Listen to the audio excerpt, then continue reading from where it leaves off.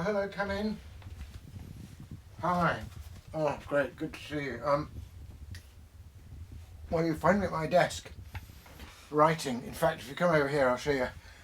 I mean, I sometimes, write on the computer, but for certain things, certain kinds of poetry particularly, I love writing in pen and ink. And I've just been writing and then revising, it's quite long, a new ballad. And there's a bit where I'm writing, I'll tell you about this poem in a minute. So there's a bit where I put a star there, because the poem's got to stop there, and then instead of going on there, I wrote an extra bit there, between those two stars, and then that'll go back in. It's a ballad about Sir Galahad, just a piece of self-indulgence, really. But let me show you the desk a little bit. You'll see I've got quite a few pens. Look at this. This is my friend Lancia Smith has just sent me this. It's a quotation from C.S. Lewis, and there's his books, just like whenever you are fed up with life, start writing. Ink is the great cure for all human ills, as I have found out long ago. And look, you can see there's my bottles of ink there. So yeah, I take pleasure in pens, just like I take pleasure in pipes. This is a nice one, this Peterson. I often smoke this one when I'm writing because it's flat and I can just put it down anywhere on my desk. Anyway, I was taking such pleasure in writing. This pen, it's a Parker, let's show you. It's a Parker, and it's got two attractions for me. One, of course, is that my daughter gave it to me, so it's a present and I think of her when I write with it. But the other, and this is why I'm sure she chose it, is that the actual name of the type of pen is a sonnet. And of course sonnets are what I very often write. These aren't sonnets as it happens, but I write sonnets. So the idea of writing a sonnet with a sonnet is just too good to miss. Anyway, it's not just C.S. Lewis. Do come and have a seat now. It's not just C.S. Lewis who reckoned that pen and ink can cure a lot of life's woes, and who took pleasure in writing with a pen. What am I doing with my lighter? In fact, obviously until quite recently, all writers wrote with pens. Lewis wrote with a dip pen, not even a fountain pen. And Lewis reckoned that he could keep writing without breaks because the time it took when he needed to dip the pen back in the ink and then continue the sentence that he was writing or write the next sentence was just enough time that he needed to think to get the next sentence clear in his mind. So there was a natural flow. Other writers use fountain pens, of course. Now, this little book, let me show you this. This is what cheap books were like before paperbacks. A picked company, Belloc. Look up. I paid £2.60 for it. It was published in 1915. It's a little collection of Belloc's essays. And the first of the essays in this book is simply called, let's have a coffee as well, On the Pleasure of Taking Up One's Pen. It was originally in a collection called On Nothing.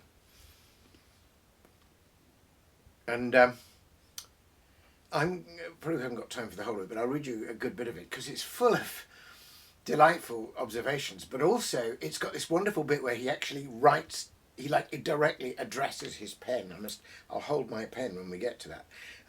He directly addresses his pen and promises it. It's gonna have the pleasure of writing out a good poem. Anyway, let's go get some light on here. Here's Belloc. On the pleasure of taking up one's pen. It's quite a moist tobacco, this. It's a Kendal Black Cherry. And it's fresh in the pipe. It needs a bit of encouragement. Here we go. Among the sadder and smaller pleasures of this world, I count this pleasure, the pleasure of taking up one's pen. It has been said by very many people that there is a tangible pleasure in the mere act of writing, in choosing and arranging words. It has been denied by many. It is affirmed and denied in the life of Dr. Johnson. And for my part, I would say that it is very true in some rare moods and wholly false in most others. However, of writing and the pleasure in it, I am not writing here with pleasure, but of the pleasure of taking up one's pen, which is quite another matter. Note what the action means. You are alone. Even if the room is crowded, as was the smoking room in the Great Western Railway Hotel at Paddington the other day, only the other day when I wrote my statistical abstract of Christendom. Even if the room is crowded, you must have made yourself alone to be able to write at all. You must have built up some kind of wall and isolated your mind. You are alone then, and that is the beginning. If you consider at what pains men are to be alone, how they climb mountains, enter prisons, profess monastic vows, put on eccentric daily habits, and seclude themselves in the garrets of a great town, you will see that this moment of taking up the pen is not least happy in the fact that then, by mere association of ideas, the writer is alone. So much for that. Now, not only are you alone, but you are going to create. Now, when people say create, they flatter themselves. No man can create anything. All this is a digression, but it must be admitted that there is no such thing as man's creating. But anyhow, you take up your pen. You do something devilish pleasing. There is a prospect before you. You're going to develop a germ. I don't know what it is, and I promise you I won't call it creation, but possibly a God is creating through you. And at least you are making believe at creation. Anyhow, it is a sense of mastery and of origin. You know that when you have done, something will be added to the world, and a little destroyed. For what will you have destroyed or wasted? A certain amount of white paper at a farthing a square yard, and I'm not certain it's not pleasanter, all diversified and variegated with black wriggles. A certain amount of ink, meant to be spread and dried, made for no other purpose. A certain infinitesimal amount of quill torn from the silly goose for no purpose whatsoever but to minister to the high needs of man. And here you cry, affectation, affectation. How do I know that the fellow writes with a quill? A most unlikely habit. And to that I answer, you are right. Less assertion, please, and more humility. But I will tell you frankly with what I am writing. I am writing with a waterman's ideal fountain pen. The nib is of pure gold, as was the throne of Charlemagne in the Song of Roland. That throne, I need hardly tell you, was borne into Spain across the cold and awful passes of the Pyrenees by no less than 120 mules, and all the western world adored it and trembled before it when it was set up at every holt under pine trees on the upland grasses. For he sat upon it dreadful and commanding. There weighed upon him 2 centuries of age. His brows were level with justice and experience, and his beard was so tangled and full that he was called bramble-bearded Charlemagne. You've read how, when he stretched out his hands at evening, the sun stood still till he had found the body of Roland? No? You have not read about these things? You must read about them. It's wonderful, wonderful digression there from Belloc. Well then, the pen is of pure gold, and he's associating his pen with the throne of Charlemagne. A pen that runs, here's a great description of a good pen. I could say this of my Parker Sonnet as much as he could say it of his waterman's ideal. A pen that runs straight away like a willing horse or a jolly little ship. Indeed, it is a pen so excellent that it reminds me of my subject, the pleasure of taking up one's pen. God bless you, pen. When I was a boy and they told me work was honourable, useful, cleanly, sanitary, wholesome and necessary to the mind of man, I paid no more attention to them than if they'd told me that public men were usually honest or that pigs could fly. It seemed to me that they were merely saying silly things they'd been told to say. Nor do I doubt to this day that those who told me these things at school were but preaching a dull and careless round. But now I know that the things they told me were true. God bless you, pen.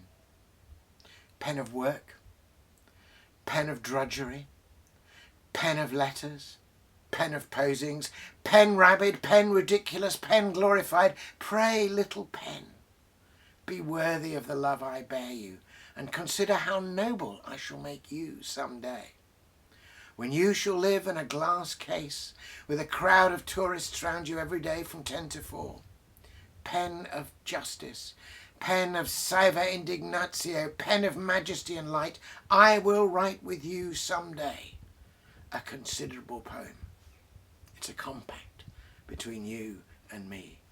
If I cannot make one of my own, then I will write out some other man's. But you, pen, come what may, shall write out a good poem before you die, if it's only the Allegro. The pleasure of taking up one's pen has also this peculiar among all pleasures, that you have the freedom to lay it down at will. Not so with love, not so with victory, not so with glory. Had I begun the other way round, I would have called this work the pleasure of laying down one's pen. But I began it where I began it, and I'm going on to the end of it, and it's going to end just where it's going to end. What other occupation, avocation, dissertation, or intellectual recreation can you cease at will? Not bridge, you have to go on playing till you win. Not public speaking, they ring a bell. Not mere converse, you have to answer everything the other insufficient person says. Not life, for it is wrong to kill oneself. And as for the natural end of living, that does not come by one's choice. On the contrary, it is the most capricious of all accidents. But the pen, you lay down when you will, at any moment, without remorse, without anxiety, without dishonour. You are free to do this dignified and final thing. I am just going to do it. You lay it down. It's not a lovely essay. It always gives me pleasure to read that, as it gives me pleasure both to take up and to lay down my pen. I hope you get a similar pleasure with yours. Thanks for dropping by.